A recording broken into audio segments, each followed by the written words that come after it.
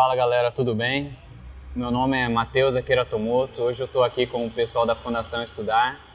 E para quem ainda não me conhece, eu acabei de voltar dos Estados Unidos, né? Eu fiquei lá por quase 2 anos e foi uma experiência muito bacana. Consegui ser aceito para várias propostas aí de trabalho, no MIT, em Harvard, Stanford. E vou contar um pouquinho da minha história hoje para essa galera aqui. Hoje eu tenho 25 anos. Ainda estou estudando engenharia, acreditem, e às vezes o pessoal me vê, poxa, o cara conseguiu ir para os Estados Unidos com tudo pago, o cara conseguiu ser aceito nas melhores faculdades do mundo, e às vezes o pessoal pensa, né, poxa, o cara é um gênio, o cara é diferente, E na verdade não, eu sou uma pessoa normal, com uma história normal, que provavelmente é a da maioria das pessoas, dos jovens que a gente tem hoje no Brasil, né? Eu vim de uma família bem simples, né? A família meus pais tinham uma empresa e essa empresa faliu quando eu era bem pequenininho e com isso minha família conquistou uma dívida muito grande, né? Mais de R$ 1 milhão aí que eles tinham que pagar isso em 1998, né? Se hoje isso é dinheiro, imagine naquela época. Então, a situação da minha família financeiramente sempre foi muito difícil e a gente sempre teve que batalhar para conquistar as coisas que a gente queria. Sempre estudei em escola pública, infelizmente nunca tive a oportunidade de ter um professor legal. Quem estuda em escola pública sabe que o ensino, né, é um pouquinho mais difícil. Nunca aprendi inglês de verdade, né? Meu colegial, eu lembro que foram 3 anos ali, professor ensinando verbo to be. Devido à falência da empresa dos meus pais, eu tive que começar a trabalhar muito cedo para ajudar eles financeiramente. Então, com 12 anos, 13 anos de idade, eu já estava trabalhando. Eu era um adolescente e já tinha que estar entrando ali no mercado de trabalho para trazer um dinheirinho extra, né, para minha família. E eu estou cantando tudo isso porque às vezes a gente pensa que, poxa, só os mais ricos, ou os que tiveram uma melhor situação financeira, ou que estudaram nas melhores escolas, ou que tiveram as melhores famílias, etc., têm oportunidades relevantes para as vidas deles. E na verdade não. Na verdade eu descobri que quando você quer alguma coisa, e quando você vê uma oportunidade, e quando você se esforça para isso, a gente pode conquistar isso daí. Eu descobri com a minha trajetória que qualquer sonho pode se tornar realidade, né? Então trabalhei muito dos meus 13 até os meus 18 anos, sempre em empregos, né, de baixa remuneração, produção. Já trabalhei até vendendo produtos de limpeza na rua e não tenho vergonha disso, né? Às vezes algumas pessoas podem ter vergonha, mas eu acho que tudo isso fez parte de um aprendizado. Fui para a faculdade, consegui conquistar uma bolsa de 100% através do Enem, né? Fui estudando e até então eu, como nunca havia tido bons professores, eu comecei a estudar por conta própria.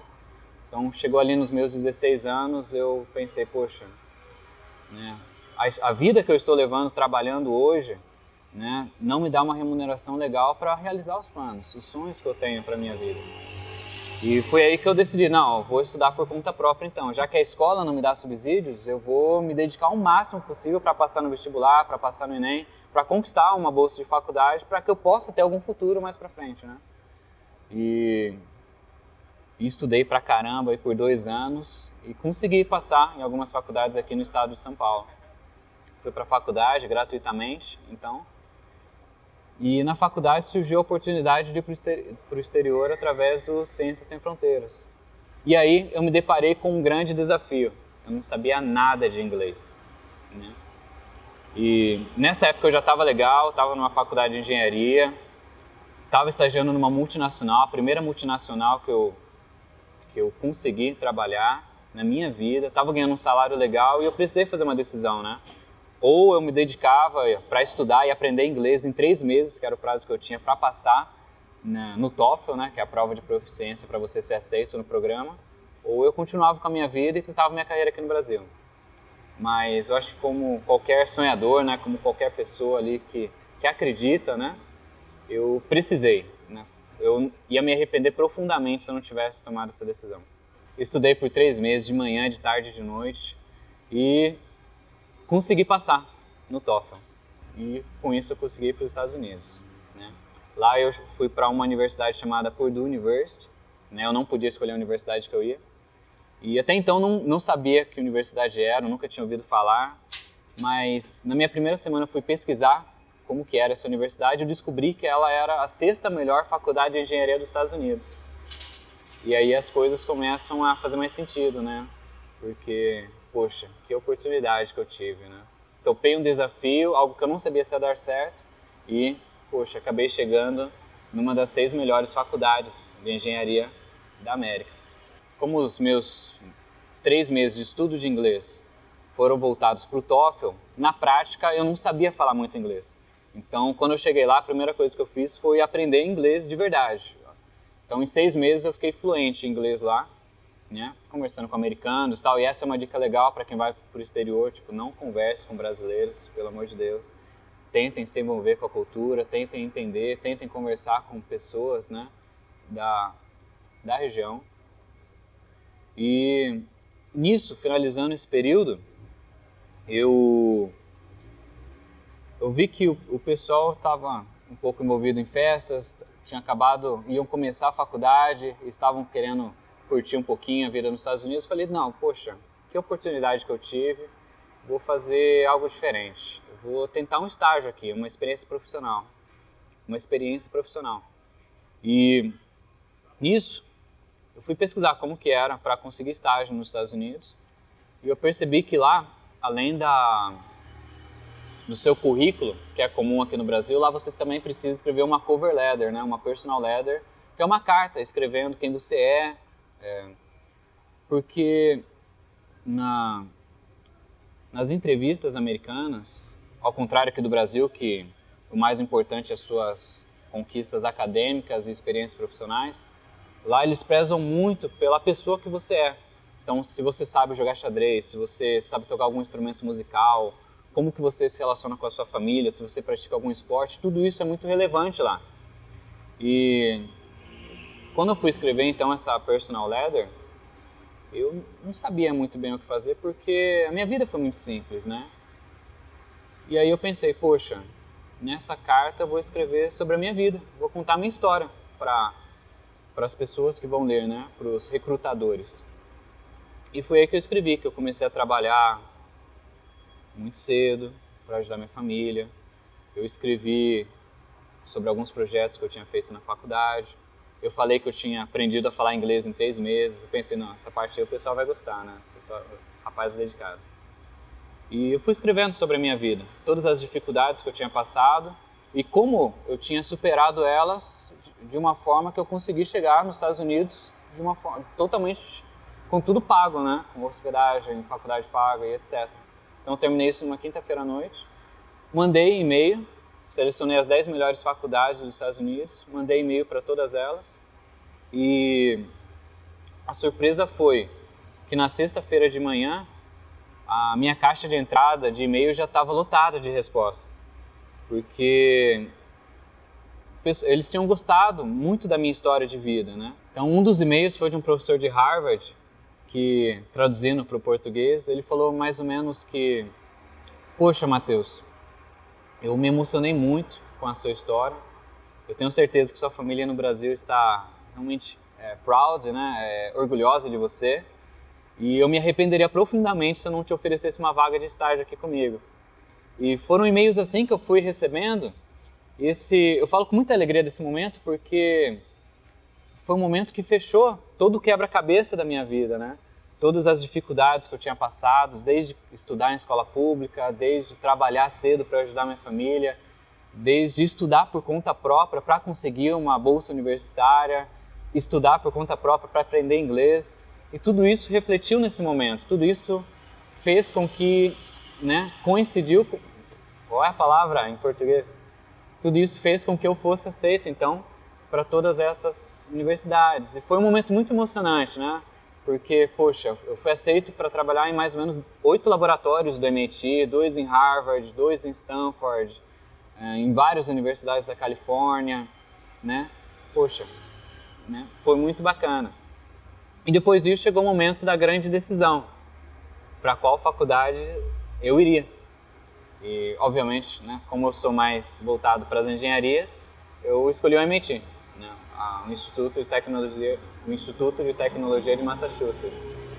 E eu fui para lá. Foi uma experiência muito bacana. Na minha primeira semana de trabalho, eu me reuni com o diretor do laboratório e eu lembro até hoje da frase que ele usou, né? Falou: Matheus, eu vi aqui seu currículo, você tem muita experiência profissional em indústria, você sabe fazer várias coisas, mas eu queria que aqui no MIT você fizesse algo, você tivesse uma experiência que você ainda não teve na sua vida. Vou passar para você algo totalmente novo, né? Aí eu falei: não, ok, né? Tava ali, queria ter novas oportunidades, falei: não, pode mandar, vamos ver o que dá pra gente fazer. E aí ele falou para mim: então, Matheus, hoje a gente tem aqui no nosso laboratório um submarino robótico, totalmente autônomo. Então ele funciona lá no meio do oceano, sem nenhum contato humano, com exceto um. Ele precisa vir para a Terra, ele precisa vir para o porto, para que um operário vá lá e recarregue a bateria desse submarino. Então o que eu quero que você desenvolva aqui, Matheus, é uma tecnologia capaz de recarregar essa bateria sem encostar no submarino e embaixo d'água. Eu pensei, né, poxa, esse cara tá louco, né? Mas eu topei, falei: não, se ele está me pedindo, acredito que ele vai me dar subsídios ou me ensinar alguma coisa para conseguir fazer isso daí. Então eu estudei muito por 3 meses e ao final desses 3 meses eu consegui desenvolver uma tecnologia capaz de transferir energia elétrica tanto pelo ar como embaixo d'água, né? Então o nosso laboratório lá foi o primeiro laboratório do mundo a conseguir fazer uma transferência de energia elétrica sem uso de cabos, sem uso de fios, embaixo d'água. Né, sem encostar em nada, totalmente através da água. E uma conquista fascinante. E nisso as oportunidades foram se abrindo, eles me contrataram para continuar trabalhando para eles por mais um período de tempo. Por sinal, ainda estou trabalhando nessa pesquisa, mesmo voltando aqui para o Brasil. E a proposta é continuar somando com eles lá. Então, hoje eu estou com um projeto Inspirando Jovens de Sucesso, que pode ser acessado no meu website, no mateustomoto.com. Tem uma versão gratuita lá para download, que tem como objetivo ensinar, motivar, inspirar e dar para o jovem brasileiro as ferramentas para que ele consiga não somente planejar os sonhos de vida dele, mas realizar, né, os planos, os sonhos, aquilo que ele tem lá dentro dele, que ele quer realizar e que às vezes, né, a sociedade brasileira desmotivou, como por exemplo por falta de condições financeiras, o ensino público, etc.